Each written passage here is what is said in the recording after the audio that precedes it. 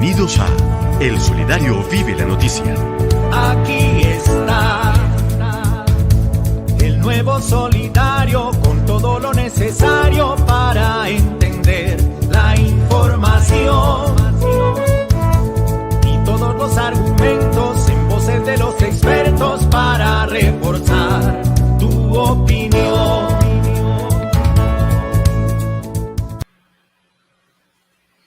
Bueno, regresamos con nuestro invitado, con el tema que vamos a trabajar en Vive la Noticia. Profe Salomón, yo sí quiero que recordemos a todos nuestros seguidores también para que participen en nuestras redes sociales. ¿Cuál es el tema que vamos a trabajar a continuación? Bueno, Paula, para los seguidores, para los docentes, los distintos integrantes de esta gran familia, pues colocamos también un poco en contexto. Nuestro programa también tiene una intención social, una intención política, llamémoslo así, y creo que es muy importante que en la coyuntura que estamos viviendo podamos hablar y colocar también estos temas de debate y estos temas de análisis en relación a una situación muy particular que históricamente ha ocurrido siempre, pero que en los últimos momentos se ha dado como una fuerza muy importante a las líneas y a los gobiernos de izquierda. Así que nuestro tema del día ¿están en crisis los gobiernos de izquierda en América Latina? Caso latinoamericano y caso colombiano en la mira de la oposición. Entonces vamos a hacer un análisis aquí crítico, un análisis muy objetivo de qué es lo que está sucediendo en esa coyuntura nacional, en esa coyuntura latinoamericana, que también nos afecta y tiene que ver con nosotros. Para ello tenemos un invitado muy, pero muy especial que Paulita va a estar presentando a continuación. Así es, mi profe Salomón, usted lo ha dicho, un invitado muy especial. Se trata de Juan Camilo Bustos.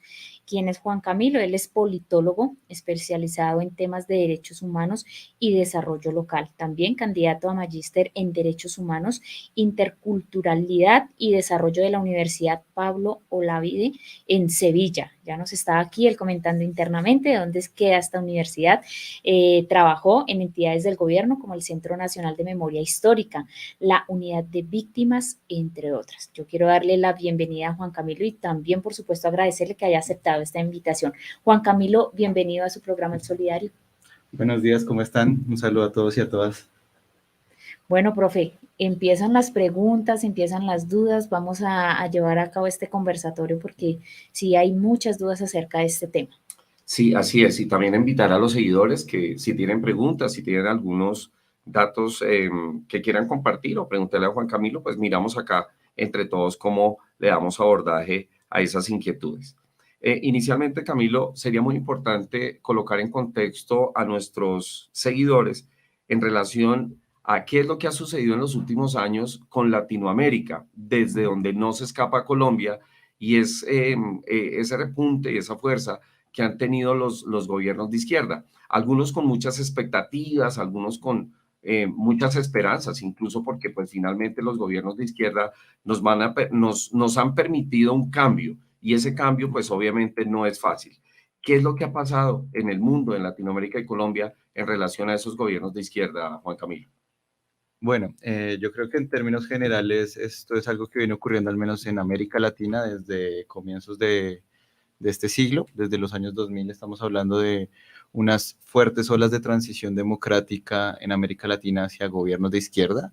Digamos, tenemos toda la corriente que a comienzos de los 2000 y casi digamos 2010, 2012, lo que se denominó el socialismo del siglo XXI, que fue toda esta corriente proveniente como de movimientos de izquierda populares muy fuertes en América Latina. Tenemos el caso del, del PT en Brasil, de Hugo Chávez en Venezuela, pero también tenemos el caso de Correa. Tenemos toda esta coalición de izquierda que fue muy, muy fuerte en la década de los 2000 en América Latina.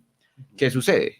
Que, digamos, desde una teoría que se llama las olas de transición democrática, pues hay un agotamiento de ese proyecto político en América Latina, que era un proyecto político, si bien institucional, pues es mucho más contestatario, era con una apuesta social muy fuerte. Podemos verlo en Brasil, en Venezuela, en Ecuador, en Argentina, que eran unas apuestas muy, muy, muy fuertes.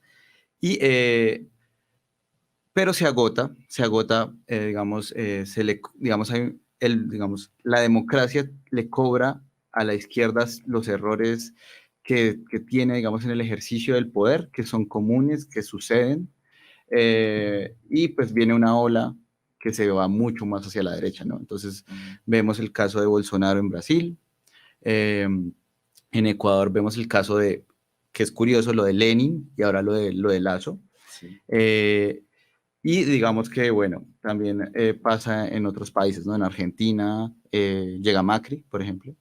En Chile llega Piñera.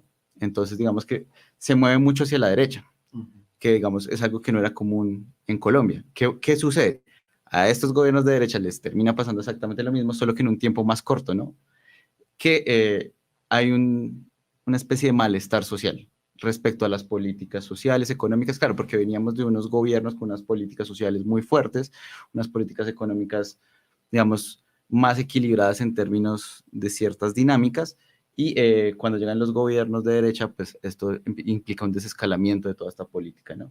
Y termina generando que otra vez haya un castigo por parte de los votantes y un descontento, y estamos en una nueva ola de transición hacia la izquierda, que está reflejada ahorita en bastantes gobiernos en América Latina, digamos, Lula en Brasil de nuevo, ahorita con Gustavo Petro acá en Colombia, digamos, teníamos el caso de Pedro Castillo, que es bien particular, igual que el caso de AMLO, de López Obrador. Tenemos Alberto en Argentina y a Boric en Chile. Entonces, digamos que por ese lado estamos como en una nueva ola de transición hacia la izquierda, pero también hay que ver qué tipo de izquierda es. Es una izquierda que en lo fundamental, digamos, también tenemos el caso de Arce en Bolivia, que en lo fundamental no es tan contestataria como la anterior, es una izquierda mucho más democrática, mucho más influyente, mucho más progresista, porque también es un aprendizaje producto de los proyectos anteriores que eran mucho más contestatarios, digamos, a mi modo de ver, ¿no? Sí, Juan Camilo menciona algo muy importante, y es esa nueva tendencia de izquierda. Pero no quiero andar en este momento un poco sobre esa línea de esa izquierda para que ahorita lo podamos abordar más adelante, porque en el análisis que hace Juan Camilo, también creo que hay que considerar las décadas enteras que en el caso colombiano la derecha finalmente estuvo aquí presente, con errores. Tampoco eso es un secreto, y con errores garrafales en derechos humanos, en toda la situación que vivimos con el señor Álvaro Uribe, y pues ni se diga con toda la situación escandalosa y crítica que tuvimos que vivir con el señor Iván Duque. Es decir, de esa fuerza derecha no se escapa tampoco Colombia en ese sentido. Sin embargo, Juan Camilo menciona algo muy importante que quiero que nos ayudes a ampliar, y es que esa derecha, que si bien en algunos casos, como el caso venezolano que viene desde Chávez, fue una derecha supremamente radical, supremamente incisiva con el pueblo venezolano, casi que tendríamos que hablar de otras miradas y de otras líneas de esa izquierda, perdón, de esa izquierda. Mencioné ahorita derecha venezolana, izquierda venezolana, para hablar de una izquierda moderada, de una izquierda que se acomoda también a los tiempos, porque casi que no podríamos hablar de esas izquierdas radicales del siglo pasado, donde pues obviamente era otro asunto. ¿Qué podemos hablar, Juan Camilo, de esas adaptaciones que ha tenido la izquierda a ese mundo actual, a ese mundo globalizado, que me parece que podría ser también como el caso colombiano, ¿no? Claro, claro. Como tú lo mencionabas, la izquierda de América Latina ha estado anclada sobre todo desde los movimientos de los 60s, digamos, cuando hay digamos, un fuerte auge de guerrillas de distintos tipos, de distintas ideologías. Como resultado de eso es que estamos viendo hoy una izquierda que viene de todo este proceso, no solo en Colombia, ¿sí? Sino en todos los países. Hemos visto presidentes o presidentas que vienen de los movimientos sociales muy anclados, incluso personas que hicieron parte de disidencias armadas, ¿sabes? Entonces, pero claro, digamos, ¿qué es lo que sucede? Que muchos de estas personas llegan al poder, o cuando llegan al poder proveniente de movimientos como con una radicalidad que fue tan marcada, tienen un proyecto político muy amplio y muy fuerte, ¿sí? Y una transformación institucional importante, ¿sí? Pero ¿qué sucedió con eso? Eso conllevó, digamos, la dificultad que siempre ha encontrado la izquierda en ejecutar el proyecto político que tiene, ¿sí? Que es perfectamente plausible porque es que nunca hemos sido gobierno. Entonces, cuando somos gobierno, pues nos cuesta un poco, digamos, asumir lo que estamos haciendo, ¿sí? Eso, pues evidentemente nos pasó factura y terminó pasando factura. ¿Qué es lo que pasa ahora? Que claro, aprendimos de esos errores o estamos intentando aprender de esos errores, al menos por ejemplo en los países que ya habían tenido experiencias de izquierda se nota mucho el aprendizaje, digamos, lo de Lula es bastante claro, él tuvo un aprendizaje muy claro, su primer gobierno fue mucho más radical en términos de política social, política económica, su segundo gobierno cuando ya lo revisamos ya fue mucho más, digamos, moderado, si se quiere, en términos de ciertas posiciones políticas que tenía, y pues ahorita ya se está, digamos, viendo un gobierno de izquierda, pero una izquierda mucho más institucional, que es lo que estamos viendo ahora, ¿sí? Una izquierda, digamos, menos radical, si se quiere, mucho más adecuada a las instituciones, a la democracia, y sobre todo estamos viendo una izquierda que gobierna no estrictamente dentro de ella, sino que trata de hacer coaliciones para gobernar, ¿sí? Y eso es algo que es muy importante, ¿sí? Digamos, el caso de Chile, por ejemplo, Boric no llega solo, él tiene que hacer una coalición. El caso pues, del pacto histórico es paradigmático, tuvimos que hacer una coalición de grande espectro, no fue solo quedarnos en nuestro espectro ideológico, y así está haciendo también, digamos, si vemos el caso de México, también es una amplitud del espectro ideológico, y esa es la nueva apuesta, es una izquierda que está aprendiendo a jugar el juego de la democracia, digamos, representativa y lo institucional, ¿sí? Digo yo, vamos por ese lado. Sí. Juan Camilo, nosotros venimos de unos ejemplos históricos, de unos errores también pues garrafales de otros gobiernos, pero yo escuchaba en estos días pues parte como de la inestabilidad política del Perú, donde durante 5 años han habido 5 presidentes. Sí. Entonces dice uno antes, ¿cómo ha podido sobrevivir este país que pues finalmente también tiene unos altos ingresos en el PBI? Pues ahorita entra también una crisis económica, pero es una situación que nosotros no podríamos o no deberíamos vivir en el caso colombiano. Okay. Y Juan Camilo lo menciona de una manera muy acertada, y es que una cosa es de pronto estar en la línea de la oposición y otra cosa es estar montado en el caballito del poder y enfrentar pues obviamente todas las vicisitudes que tiene un país como Colombia, con todas las problemáticas, con todas las dinámicas particulares que tiene nuestro país, y como lo dije, eso no es un secreto para nadie, pero ha venido resonando en la opinión pública y en los medios de comunicación incluso, de hecho, hasta en las mismas palabras del actual presidente Gustavo Petro, el concepto de golpe blando. Correcto. ¿Cómo le podemos explicar a nuestra audiencia? De hecho, es la pregunta de nuestro programa hoy. ¿Sabe usted qué es el golpe blando? Entonces, ¿cómo podemos explicar a nuestros seguidores ese concepto de golpe blando en contra del gobierno actual? Listo. A grandes rasgos, un golpe blando es un golpe de Estado por medios no violentos. Ese es a grandes rasgos, un intento de golpe de Estado. Vamos, los golpes de Estado normalmente están caracterizados por estrategias violentas. Ciertos sectores se terminan aliando con otros sectores de los militares y terminan haciendo un golpe de Estado. Que ha pasado históricamente en América Latina. ¿Cuántas veces queramos pensarlo, sí? Cuando hablamos de golpe blando, ¿qué estamos hablando? Que se utilizan estrategias no violentas, incluso institucionales, para realizar un golpe de Estado o minar la legitimidad de un gobierno, ¿sí?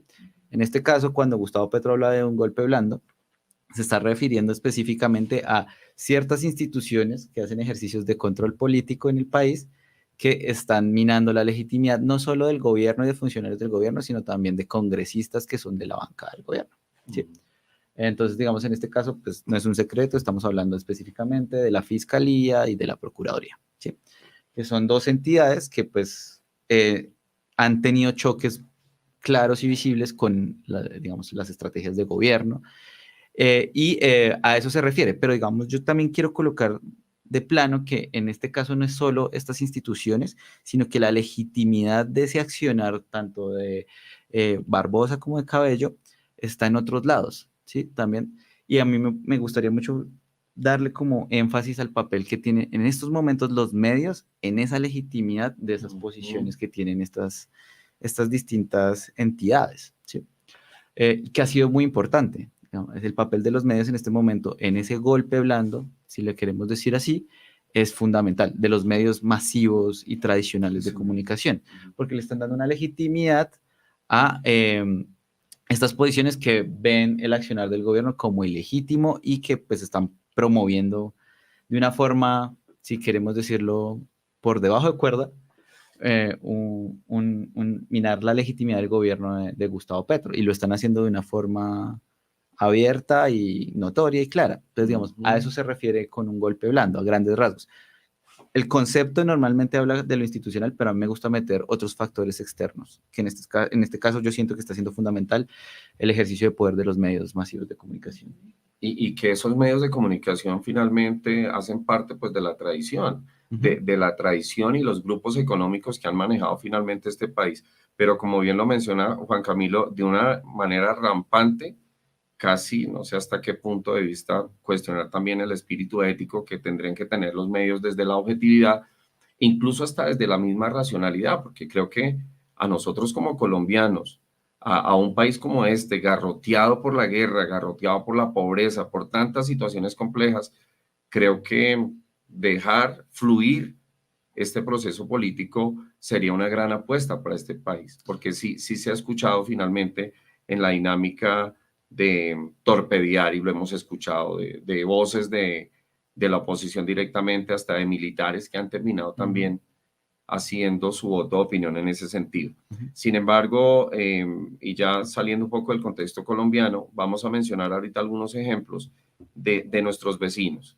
Paulita está aquí que se pregunta, entonces nos va a ayudar también en ese cuestionamiento. Claro que sí, profe Salomón, pero antes de seguir con más preguntas, como nuestros seguidores participan a través de nuestras redes sociales, Freddy Amaya, de acuerdo a lo que estamos hablando del golpe blando, Freddy Amaya pregunta, ¿cómo desenmascarar y disolver ese golpe blando? ¿Cómo debería actuar el gobierno en este momento? Pues yo creo que digamos, el gran problema que tiene el gobierno en estos momentos es que no se está ayudando a sí mismo. Y eso es una claridad y hay que decirlo, y como posición crítica tenemos que decirlo, porque por más que hayamos puesto a Petro en el gobierno, también tenemos que hacer un ejercicio de accountability respecto a lo que está pasando. Y en estos momentos el gobierno no está teniendo una capacidad, no está contribuyendo a que la crítica disminuya, sino que simplemente cada situación de los últimos 2 meses o los últimos 2 meses y medio complejiza un poco la legitimidad ante la opinión pública, ¿no? Y esto es ante la opinión pública, que no tiene nada que ver con la legitimidad que tiene el gobierno democráticamente, ¿sí? La situación de los últimos días, tanto con Secretaría de Presidencia como Embajada de Venezuela, ha sido muy complicada y eso mina un poco. ¿Cómo hacemos? Es complicado en estos momentos darle, cómo podemos desenmascarar este golpe. Es complicado porque en estos momentos el discurso está del lado de los medios y las personas de a pie, del corriente, escuchan a diario Caracol, RCN, si lo queremos en términos de televisión, ¿sí? Pero en radial es exactamente lo mismo, y cuando uno entra a Twitter, pues Semana está completamente posicionado. Y yo creo que en ese punto sí es un debate importante alrededor del lugar de los medios y el lugar de las instituciones, ¿sí? Hay que ejercer un control más riguroso sobre el accionar. Digamos que la Fiscalía y la Procuraduría ya lo tienen, digamos, o las otras instituciones, pero los medios no, ¿sí? Y esto puede sonar un poco fuerte y siempre es un debate alrededor de la libertad de prensa, pero sí es importante una ley de medios que no. Yo no estoy diciendo que haya que intervenir los medios, porque eso no es prudente para una democracia, pero sí hay que exigirles un cierto mínimo de responsabilidad social ante su función social, que es informar. Entonces, digamos, muchas personas ven a los medios como un poder aparte, pero mi intención, o lo que yo siempre he tratado, es de verlos como una empresa también. Entonces, cuando tú ofreces un producto, y ese producto lo ofreces en unas condiciones que no son las ideales, pues entran sanciones, ¿sí? Yo creo que los medios deberían, hoy en día lo que hace un medio cuando comete un error, lo siento, me retracto, dije algo que no debía y ya está. Pero hasta ahí llega el ejercicio del control mediático. Sin embargo, yo creo que sí debemos empezar a pensarnos una ley de medios que simplemente ponga unas sanciones un poco más duras en cuanto a desinformación, que es una cuestión básica y creo que ayudaría mucho también a que haya un ejercicio de que los medios se piensen más las cosas antes de hacer afirmaciones de un talante tan grueso. Sin embargo, desde una posición crítica también pues debemos darnos cuenta que estos medios, como tú decías, tienen una posición muy clara y están detrás de unos intereses, unos capitales, ¿sí? Y es curioso porque yo no tengo ningún problema que un medio abiertamente diga que es de derecha, ¿sí? Si Semana se para y dice, nosotros somos de derecha, vamos a hacer un ejercicio de control político desde este lugar, pues las personas que leen el medio van a tenerlo bastante más claro. Sin embargo, el problema es cuando los medios no funcionan de la misma forma ante tipos de gobiernos diferentes, ¿sí? Ideologías diferentes, ¿sí? Porque es bastante obvio que como medios no ejercían el mismo control político contra otros gobiernos, ¿sí? Y el ejemplo más claro es el de Iván Duque, ¿sí?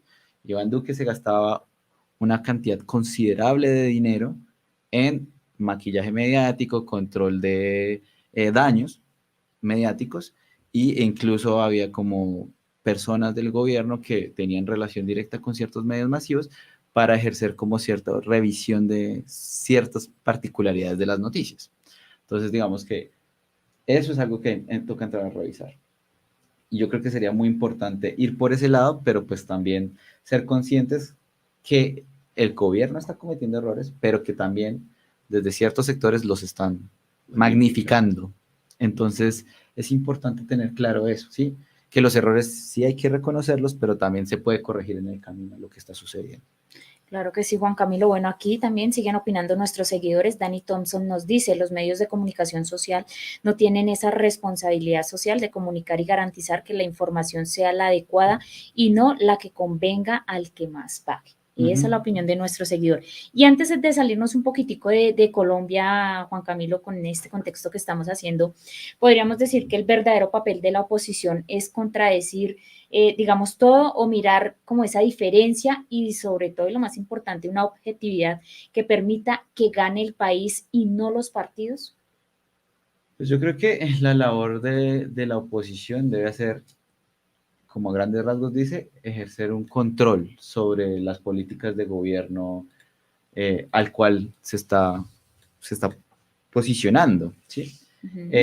Yo creo que ese debería ser el lugar central. Ahora, en el caso colombiano, la oposición siempre ha funcionado de esa forma, ¿sí? De la forma en que estamos viendo ahora. Si bien la izquierda siempre fue una oposición más crítica, una oposición con menos capacidad de agencia en ciertos escenarios, siempre ha habido una actitud dirigida a, si se quiere, minar un poco la posición del gobierno de turno, ¿sí? Y eso es algo que también ha hecho la izquierda, no en las mismas proporciones, hay que hacer bastantes claridades, pero sí siempre ha habido una intencionalidad de que la política de gobierno se vea al menos cuestionada, si se quiere, ¿sí? Y en este momento es exactamente lo mismo que está haciendo, digamos, los partidos de oposición, los que son abiertamente de oposición.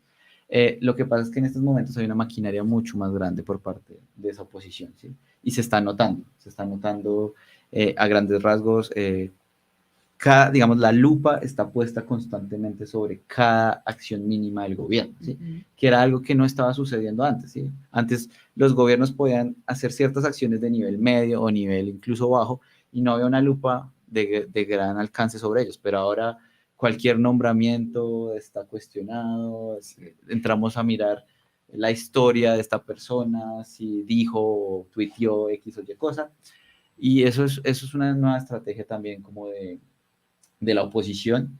Yo creo que la oposición sí está apuntándole a tratar de que, o sea, es bastante claro que ellos sí están apostando abiertamente a que este gobierno no termine su mandato y lo están tratando de hacer a través de ese ejercicio de golpe blando, a través de investigar, acusar, ¿sí? La comisión de acusaciones en estos momentos es como la intención de esa oposición, que debería ser, digamos, democrática y tratar de hacer ejercicio de control sobre los años de gobierno que son. Juan Camilo, o sea que desde su perspectiva podríamos estar diciendo que sí está arraigada una polarización en Colombia y que definitivamente esto ya se veía venir. ¿Cómo apaciguar los ánimos de esta crisis actual que está viviendo prácticamente Colombia? Porque no es solo un gobierno, es todo Colombia.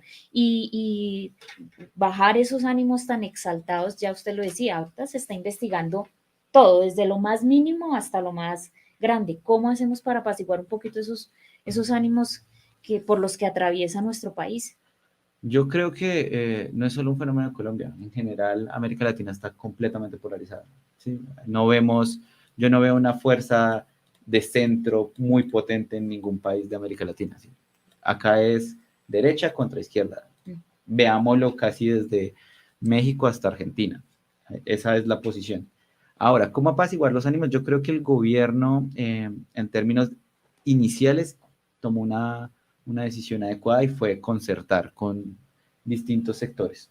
Eso fue una decisión acertada. Yo creo que hay que tratar de volver al mismo lugar, es decir, como generar un gobierno de amplitud y de un espectro mucho más amplio, que es lo que ahorita se está perdiendo y que por eso también estamos viendo una especie de crisis de gobernabilidad, si se quiere.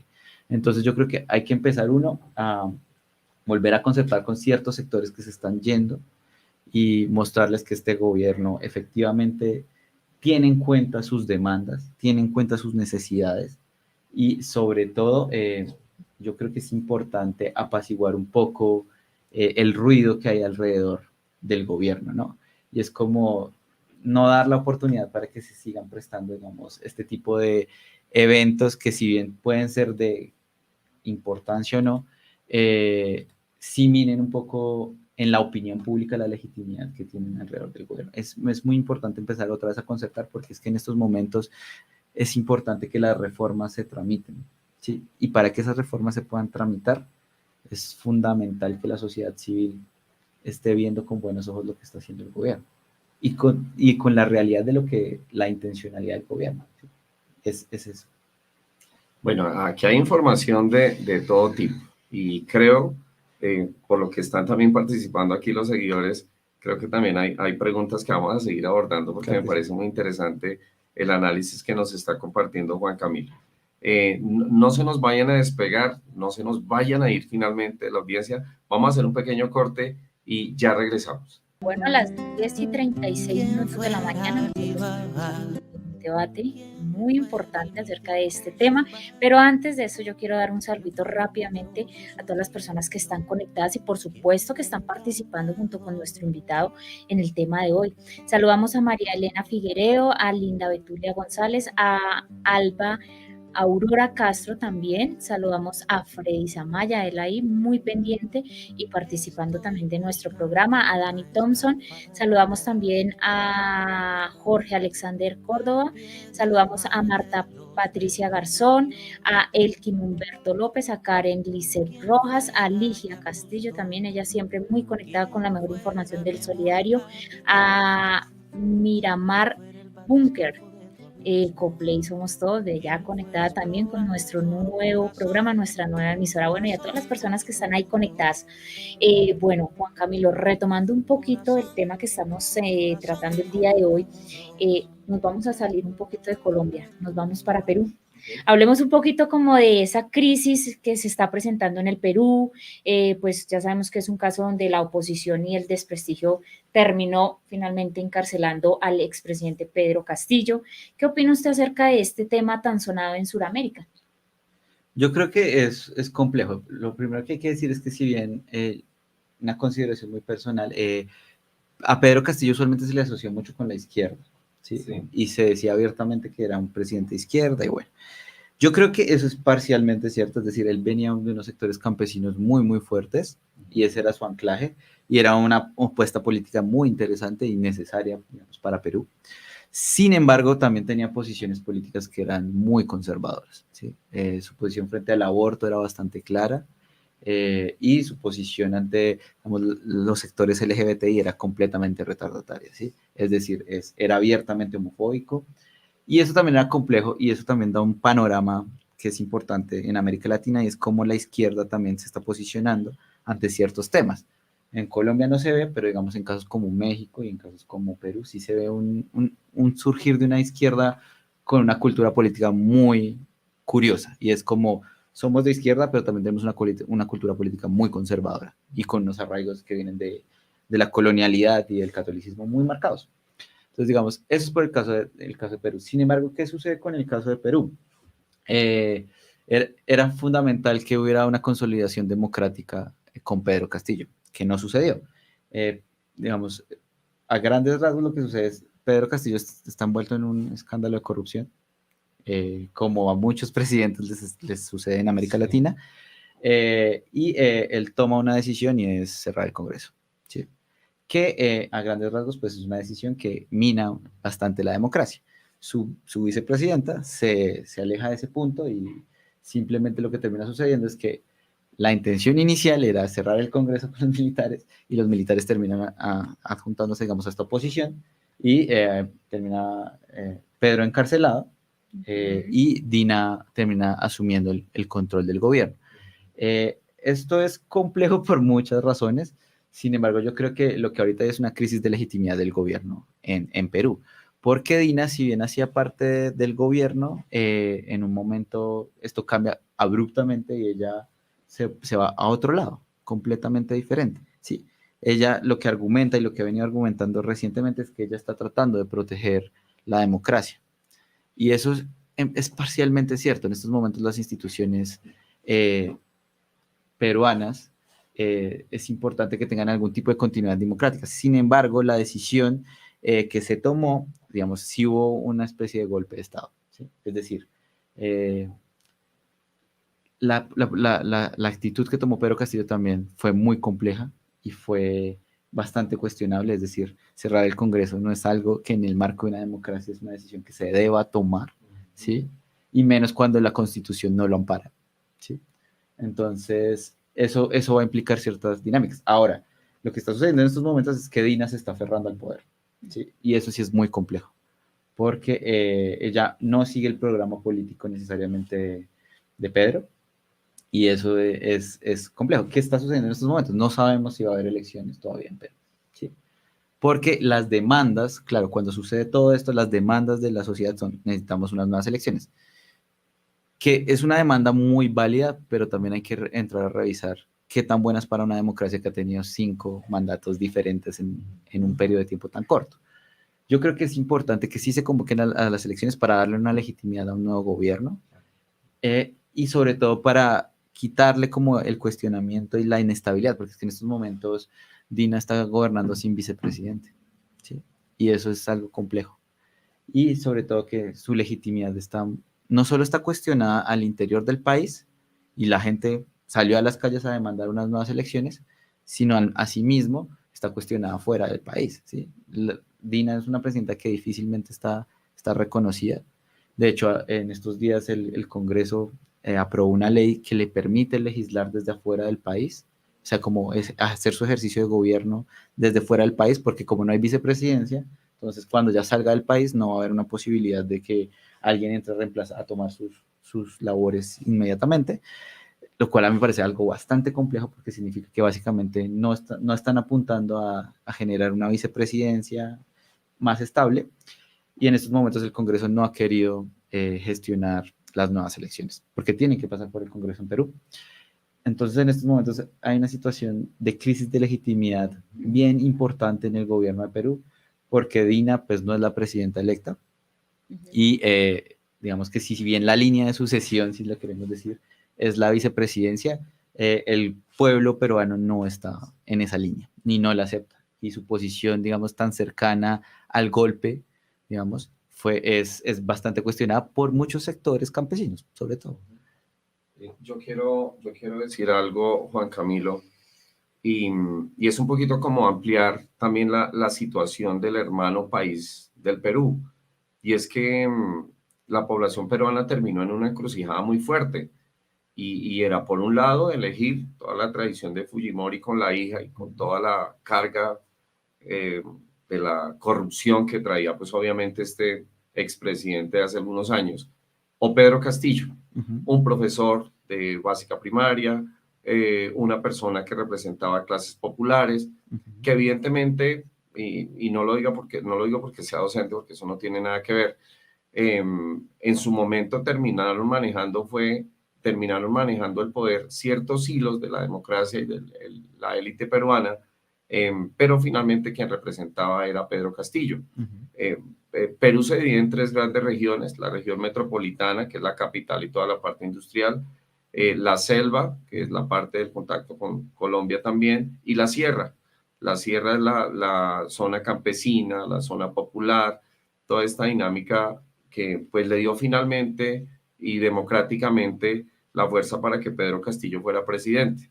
A lo que yo voy, y terminamos con esa consideración del contexto peruano, es que en este momento, ¿quién está perdiendo? La derecha, la izquierda, la oposición. Creo que está perdiendo el pueblo peruano. Y hago el comentario precisamente porque sería a lo mínimo en lo que en determinado momento Colombia pudiera llegar. Suficiente con nuestros problemas, suficiente con nuestras tragedias para seguir obviamente en un proceso de inestabilidad política como le ocurrió al Perú y, como bien lo menciona Juan Camilo, en una incertidumbre democrática muy fuerte que tiene este país.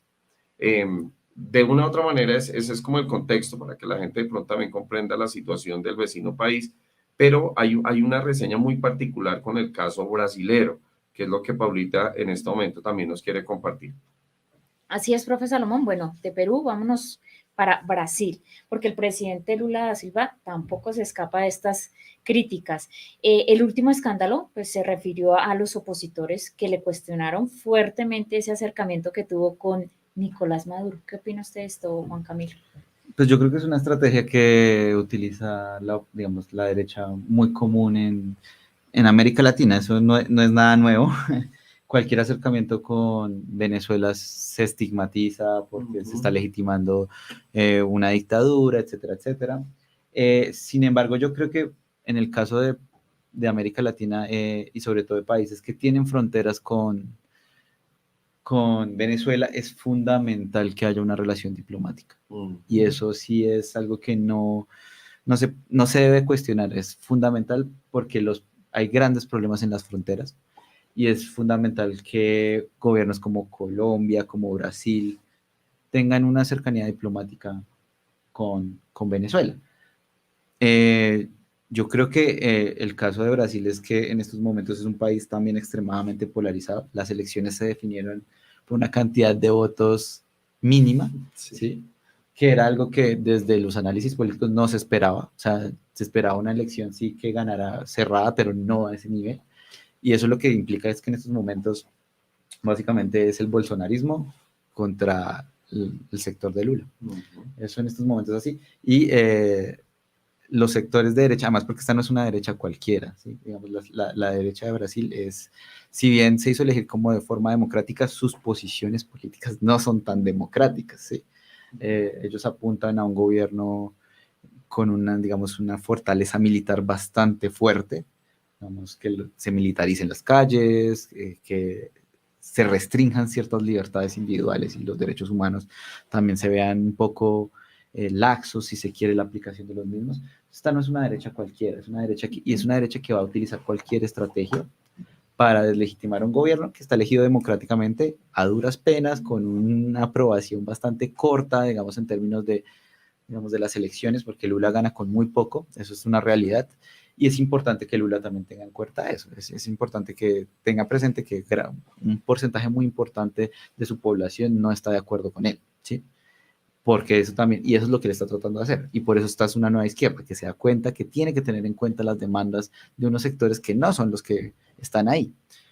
Yo creo que lo que está haciendo Lula es bastante normal y es bastante corriente, que es lo mismo que hizo Petro cuando llegó al gobierno. Es decir, como por más que yo sea un gobierno de izquierda o derecha, tengo que tener algún acuerdo sobre las fronteras, y más porque las problemáticas de las fronteras en estos momentos en América Latina son importantes, ¿sí? Es importante que Colombia pueda gestionar cosas en Venezuela y viceversa, ¿sí? No solo por la crisis migratoria. Veamos el caso de lo que dijo Mancuso en la audiencia de la JEP, ¿sí? Que había una fosa en la frontera. Se hizo la unidad de búsqueda, la semana pasada encontró restos en la frontera, y eso es fundamental en términos diplomáticos, que haya una autorización de de gestionar ese tipo de cosas. Entonces yo creo que lo que Lula está haciendo es perfectamente corriente. Ahora, si queremos entrar a hablar de la legitimidad del gobierno de Venezuela, eso es otra cosa, ¿sí? Pero pues las fronteras no se pueden quedar estáticas solo porque políticamente no tenemos acuerdos, ¿sí? Es lo mínimo que tiene que haber en un ejercicio de gobierno, que fue algo que Duque no fue capaz de hacer y que Bolsonaro tampoco fue capaz de hacer. Y es como, tengamos unos acuerdos mínimos sobre las fronteras. Ya si no estamos de acuerdo en el proyecto político, eso es otra cosa. Sí, es el mismo ejercicio, pues obviamente, de mirar cómo la llevamos bien con nuestros vecinos, en el sentido en que se hace invivible precisamente esas malas relaciones que se podían tener en cada uno de los países. Y pues yo comparto también la opinión de Juan Camilo en el sentido en que lo que de pronto está haciendo en este momento Lula, que en su momento también lo hizo Petro, fue mejorar esas relaciones internacionales, que no solamente tiene que ver con la línea del espíritu migratorio, sino con la misma economía. De hecho, Venezuela y Colombia, en el caso, es una de las fronteras más extensas de Sudamérica y que pues obviamente tienen que mejorar en esa dinámica. De Perú a Brasil, vamos a cerrar en esta línea el contexto latinoamericano, un poco el contexto chileno, con una de las economías más fuertes del continente y que llega Boric, obviamente con muchas expectativas para el pueblo chileno, con una nueva constitución, con un movimiento social obviamente muy fuerte, que también lo vimos en Colombia de una u otra manera, pero que de las críticas no se escapa. Creo que la oposición también ha sido rampante en Chile, y en este caso el cuestionamiento, o uno de los tantos cuestionamientos, ha sido por el manejo inadecuado de la crisis migratoria, un poco sobre la situación como país que termina generando un repositorio migratorio muy fuerte debido a que precisamente es una de las monedas más fuertes de Sudamérica, pero que también le ha generado a Boric cuestionamientos también supremamente radicales por la oposición e incluso por la misma opinión internacional. ¿Qué podemos hablar de Boric, Juan Camilo, en ese sentido? Bueno, también, digamos, el caso de Boric, él llega con una coalición de gobierno también. Digamos que es un presidente de izquierda, pero es de una izquierda moderada. Digamos, yo tengo un amigo chileno y lo hablaba con él en el marco de las elecciones y él me decía, Boric es una persona de izquierda moderada, no representa a toda la izquierda, pero en el marco electoral pues era o eso o literalmente un retorno al fascismo, porque es que Kast no es una persona de una derecha democrática, sino ellos legitiman la dictadura en Chile, y eso es una realidad y se dice abiertamente por los sectores de una extrema derecha en Chile. ¿Qué sucede? Que las políticas, Boric llega con un discurso de izquierda amparado por las organizaciones sociales, digamos, sobre todo, digamos, del sector estudiantil es muy fuerte. También en el marco de todo, digamos, el despertar social que tuvo Chile desde 2019, digamos, toda esta, digamos, irrupción de las organizaciones en el espectro de la política tan fuerte. ¿Qué sucede? Que, digamos, había unas expectativas muy altas porque aglutinó unos sectores muy amplios, populares en Chile, y la gente esperaba que sus políticas fueran de izquierda, progresistas, y en el discurso así lo son, pero digamos, la economía de Chile es una economía que está muy anclada al neoliberalismo, históricamente, desde que la dictadura se instaura, y eso tiene unas consecuencias en la política económica chilena. En estos momentos, en relación específicamente con la crisis migratoria, se le ha dado un manejo que no es muy amigable por parte del gobierno, ¿sí? Y no ha sido el único manejo poco amigable que ha tenido el gobierno, ¿sí? El Gualmapu, digamos, ¿sí? Los mapuches tampoco tienen una muy buena relación con el gobierno, ¿sí? También se ha visto protestas, también se ha visto, digamos, militarización de zonas mapuches. Entonces, digamos que eso ha sido muy complejo y ha sido una estrategia que a Boric se le ha cuestionado mucho, y es el uso de las fuerzas militares y de la policía para ciertas dinámicas que se podrían concertar de otras formas. En estos momentos la crisis migratoria es porque efectivamente ha habido una migración irregular fuerte de personas provenientes de Venezuela, de Colombia, por la frontera norte de Chile. Eso es una realidad porque pues, las fronteras no son espacios bastante difíciles de controlar si se quiere, pues porque no, digamos, es como si yo voy a la frontera con Venezuela, en un momento no existe ningún tipo de referencia física que me diga, acá hay una frontera. así se mueven las personas en frontera, y eso es una realidad. Por el norte de Chile están entrando tanto por la frontera como Perú, como la frontera por Bolivia, se dio una dinámica de entrada de migrantes venezolanos y colombianos. Eso es una realidad. ¿Qué sucede? Que se ha visto unos desencuentros entre estas personas migrantes y ciertas dinámicas internas. Digamos, lo que sucedió en los meses anteriores es que escuché y leí que hubo un policía al cual se asesina y la responsabilidad se le indica a una persona venezolana que era migrante. Entonces se endurecen un poco las medidas. ¿Y qué es lo que está haciendo el gobierno? Pues expulsar personas. El problema es que como el espacio aéreo venezolano está tan contenido, no es fácil gestionar un vuelo de repatriación. Entonces, ¿qué es lo que están haciendo? Que las personas terminan en las fronteras y el problema se vuelve un problema que no es solo Chile. Chile dice como yo saco a las personas, pero Bolivia está diciendo como yo no sé qué hacer con esto y Perú está diciendo yo tampoco sé qué hacer con esto. ¿Sí? Entonces, digamos, ¿qué hace Perú? El gobierno de Dina termina militarizando también la frontera.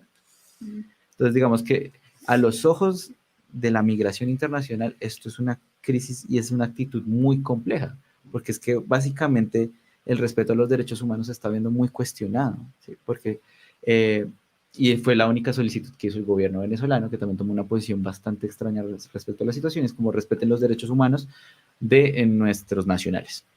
Si bien se están tratando de gestionar cuestiones de vuelos de repatriación, en estos momentos estas personas están en la frontera sin una capacidad de agencia, sin saber qué hacer, y eso es un cuestionamiento muy fuerte porque es que una política de un gobierno progresista no puede ser esa ante la migración, no debería ser esa, ¿sí? Vamos, se supone que como pueblos hermanos de América Latina debemos tener una posición un poco más abierta hacia la migración interna de nuestros pueblos, que si bien, claro, tiene ciertas dificultades, también hay que buscar estrategias, si bien de regularización, al menos de facilitar corredores humanitarios en América Latina, porque en estos momentos es un problema de América Latina. Entonces, lo que se está cuestionando es la actitud de expulsar personas. Ok. Ya para ir cerrando, porque el tiempo se nos pasó definitivamente volando, y creo que parte de las reflexiones y este análisis crítico creo que nos tienen que dejar también unas enseñanzas particulares. En el ánimo de no seguir exaltando los ánimos, y creo que todas las intervenciones de Juan Camilo han sido muy objetivas en ese sentido. ¿Qué opina usted de la visita de la visita del fiscal Barbosa al vecino país del Perú? Un país también fragmentado políticamente, y creo, usted mismo lo ha dicho, con pocos ejemplos a seguir. Creo que esto no es más seguir caldeando esos ánimos y generar como más crisis al interior del nuestro. Pues es que yo creo que la posición del fiscal en estos momentos, él está a cargo de una institución que debería funcionar de forma neutral, pero su posición es bastante parcializada. Digamos, a Barbosa le queda un año en la fiscalía, básicamente, y a mí me da la impresión que él ya está en una posición que se quiere posicionar, valga la redundancia, en otros escenarios del país. Sí. Digamos, la fiscalía es un cargo muy importante que te da mucha visibilidad, porque miremos quién era Barbosa antes de su nombramiento, ¿sí? Difícilmente alguien lo conocía más allá de ciertos círculos muy relacionados con lo judicial y lo jurídico, pero ahora después de esto yo creo que él se está posicionando hacia otros sectores, ¿sí? Que no es algo nuevo, ¿sí? Vivian también lo hizo cuando salió, intentan llegar al Congreso y ven eso como una plataforma para ejercer cargos de elección popular. En estos momentos sí es complejo lo que le está haciendo porque pues no es solo, digamos, la visita a Perú y no es solo su posición ante lo que sucedió en Perú, que es algo bastante grave y bastante serio, y que pues él está legitimando un poco a Dina.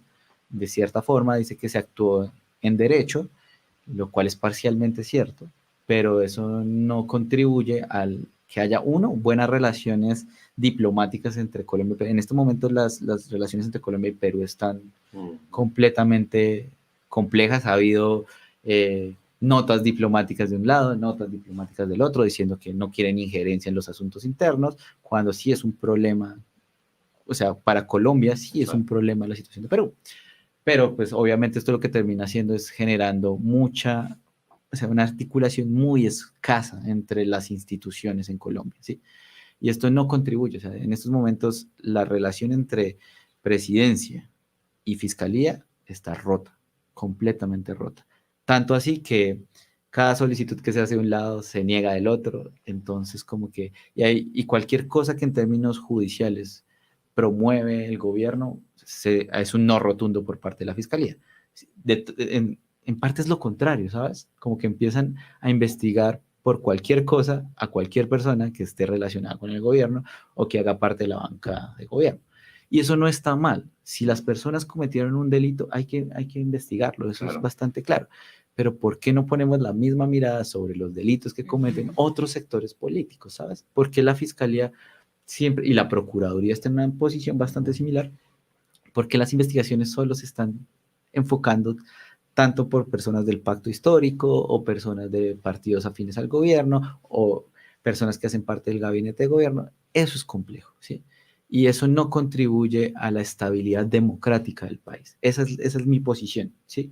Y yo creo que sí es importante que el próximo año, cuando haya elección de fiscal, sí haya una nueva posición de una fiscalía que sea, no sé si acorde al gobierno, porque a mí no me gusta, porque eso rompe un poco Claro. el balance de poderes, que fue lo que pasó con Duque, sino que sí haya una nueva fiscalía que esté dispuesta a trabajar de la mano del gobierno, no por las políticas del gobierno, sino por la estabilidad misma del Estado de Derecho, ¿sí?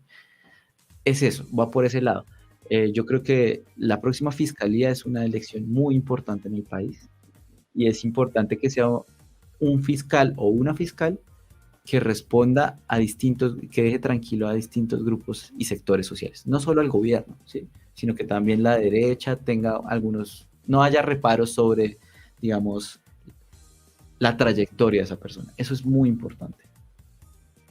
Sí, creo que en el argot colombiano tenemos el término en este tire y jale.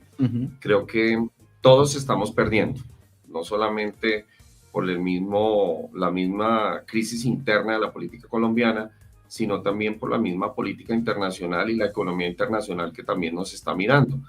Creo que aquí el gana-gana no lo estamos viendo.